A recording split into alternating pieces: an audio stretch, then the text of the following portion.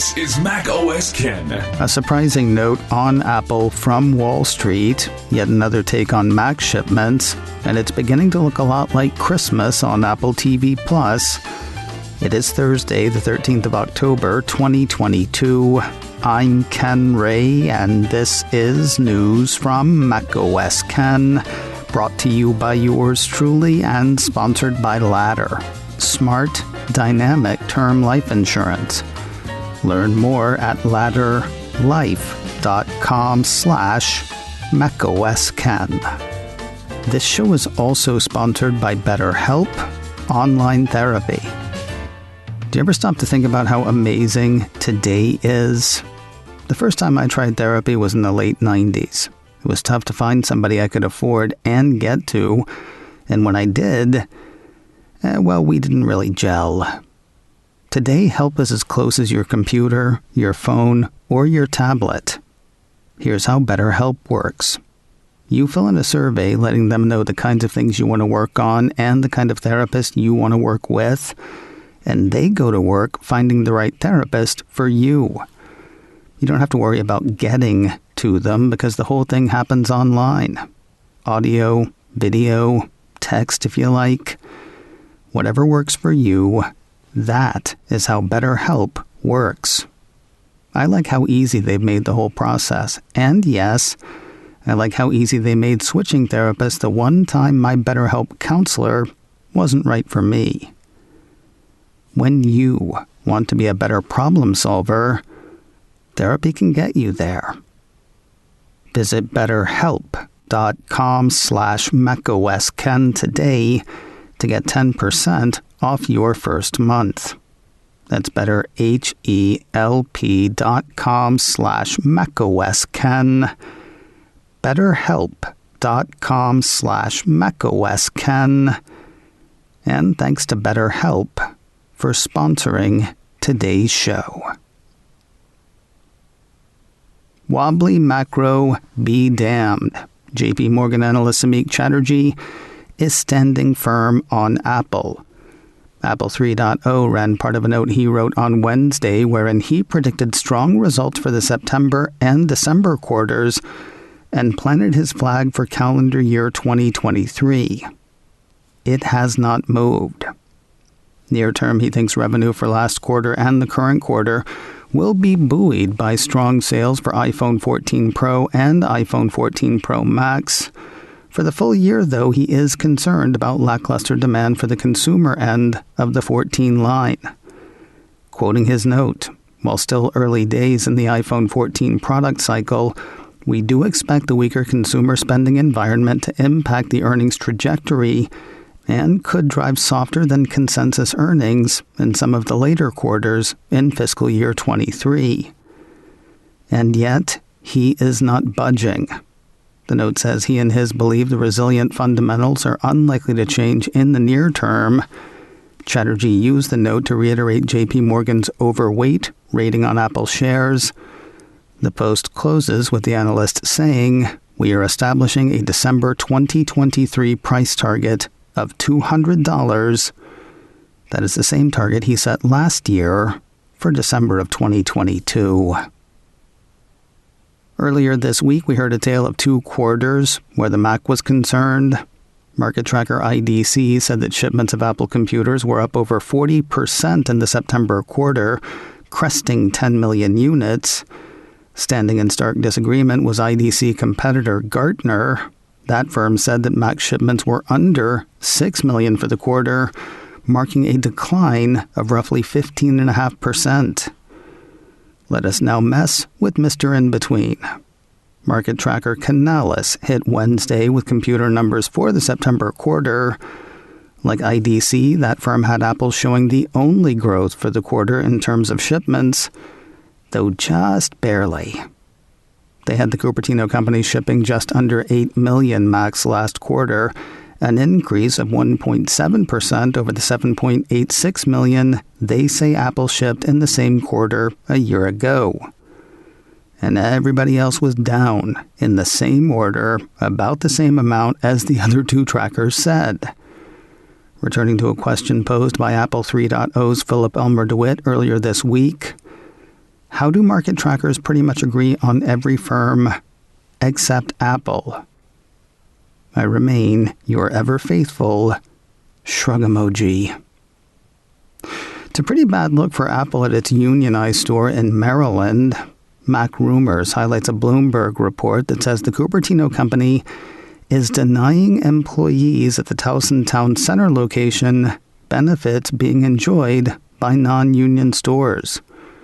According to the report, Apple this week announced plans to offer employees additional funds for education and new healthcare features in some states, but unionized employees at the Towson, Maryland Apple store will not receive these benefits. I will say I have no idea how negotiations between unions and management work. In some of its messaging in the first half of the year, as Apple was apparently trying to stifle unionization, the company did say that perks provided by Apple would have to go through the union if a union was formed. So, maybe they'll end up with the benefits post-negotiation. Then again, maybe not.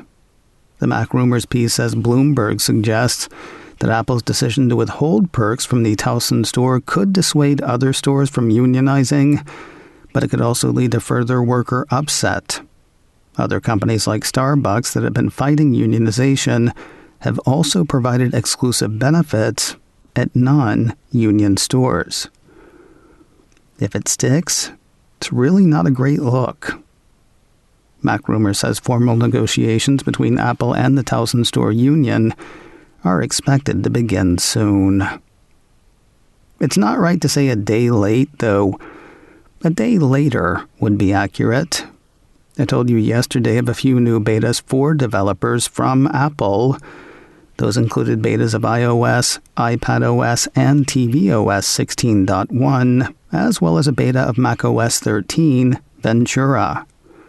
As it has done the past few times, the latest watchOS developer beta has lagged fashionably behind. But here it is. Mac Rumors says the Cupertino company has seeded beta number 5 of watchOS 9.1 to developers. No new features found, so who knows what it's doing. I mean, besides letting developers keep up with what's coming. If you're having a problem using Apple Card on your iPhone, it's not just you. Apple Insider hit me to the issue. A piece early Wednesday said that some people were getting a message in Apple Wallet that Apple Card could not be used. That started Wednesday morning, according to Apple's system status page. As of this recording, the issue is listed as ongoing. There's a pretty easy fix for affected users, though. Turn it off and turn it on again.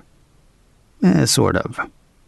As of the middle of the night, Wednesday night, Thursday morning, Apple's system status message said, some users may see a message in their wallet that Apple Card cannot be used.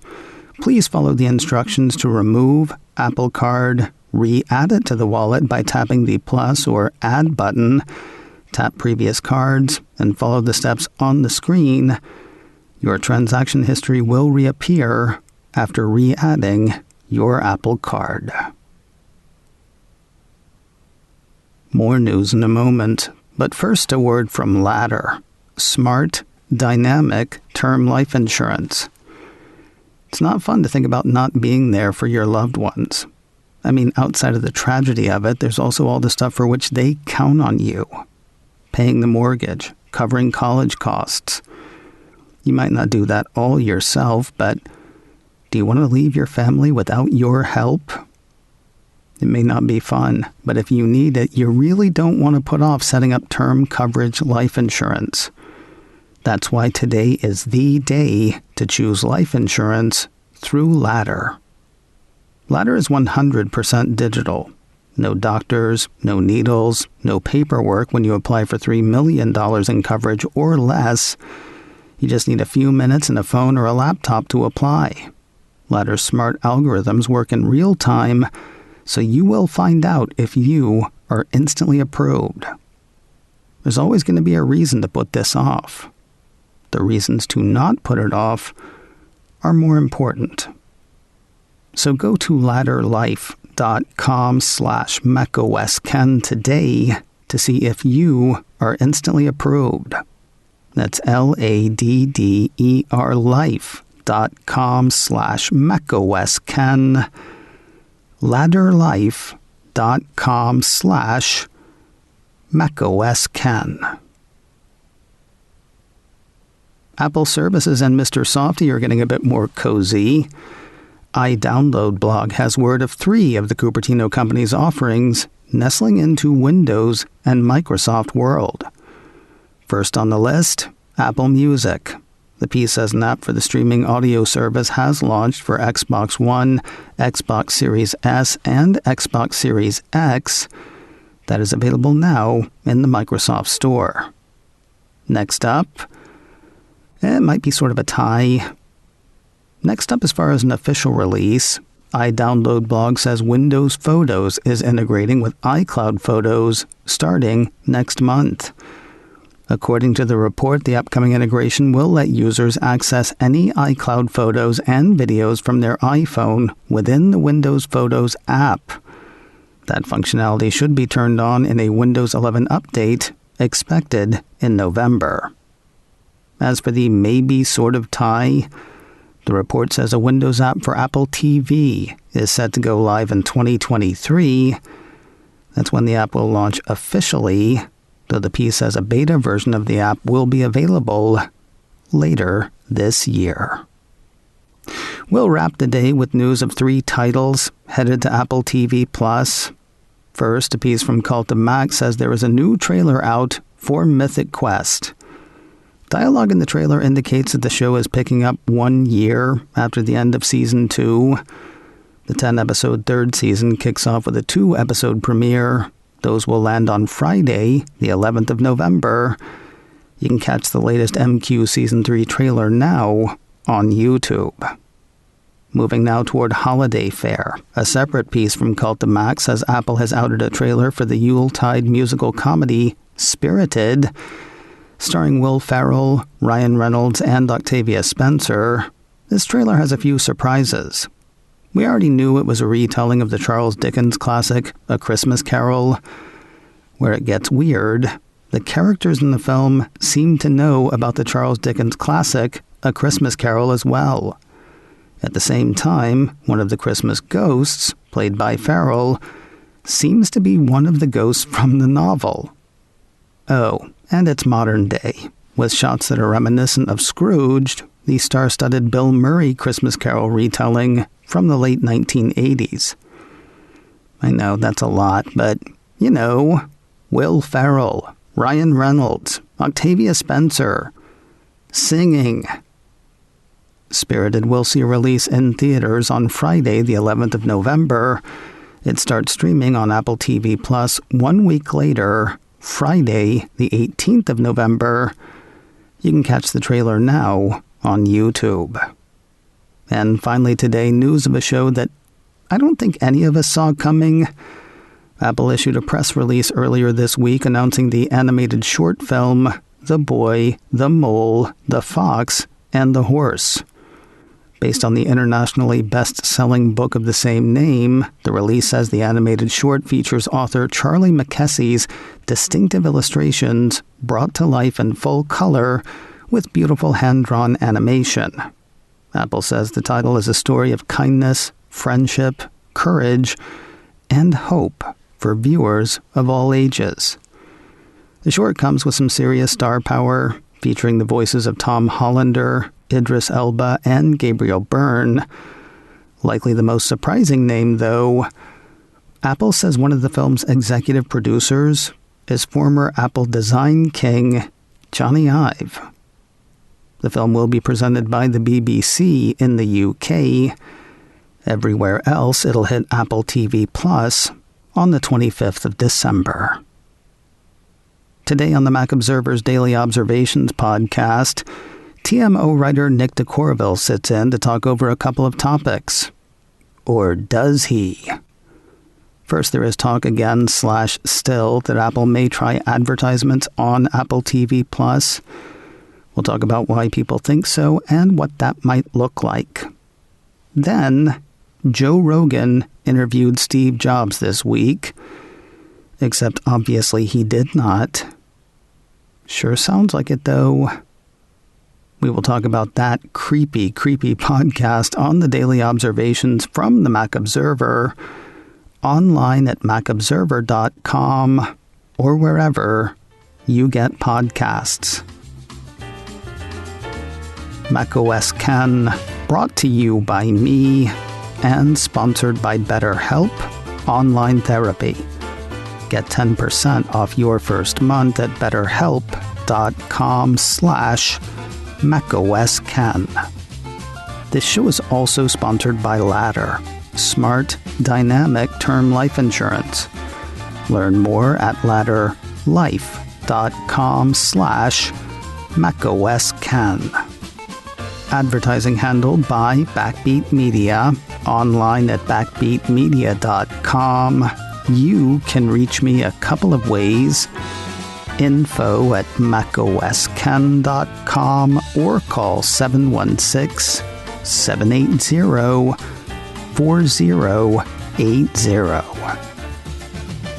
Until next time, that is news from macOS Ken.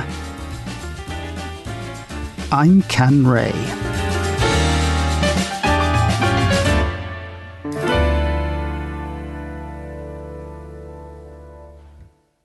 Ciao.